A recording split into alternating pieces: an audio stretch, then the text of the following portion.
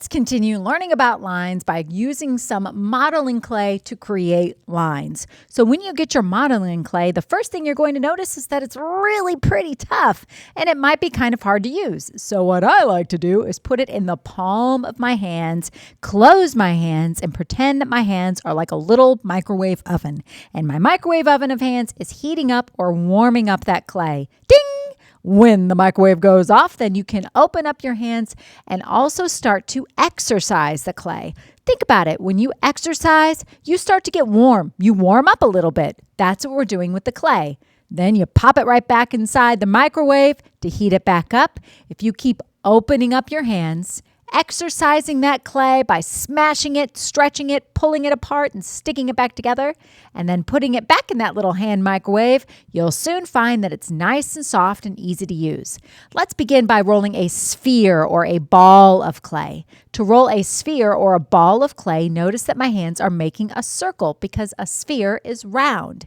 To turn it into a coil or a snake of clay, instead of making a circle, I will instead go up and down my hand. I'm trying to lengthen that clay. So when I'm doing this, I'm rolling the clay up and down my hands. I find it easiest to start my coil with my hands. Then I place it on the table and don't make little rolls. Nope, you want to go all the way up and all the way down to your fingertips, all the way to the bottom of your hand, all the way down to your fingertips, and that will help you make a coil. The first line we're going to make is a straight line. Next up, we're going to make a vertical line. That straight line I just made was going side to side. It's called horizontal.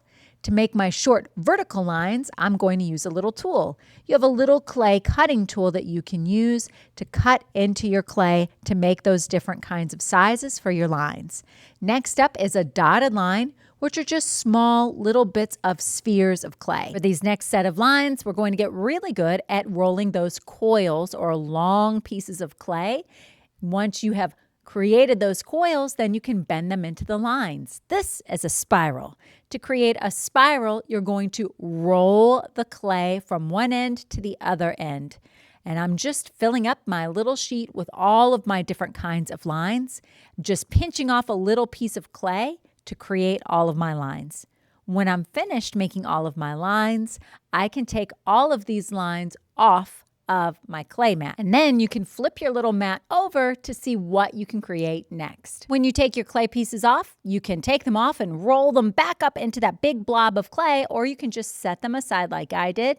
Flip it over and you might find that you can use some of the clay pieces you've already created to create the design that's on the back. But if you don't have all of the different kinds of lines, the good news is you already know how to make them.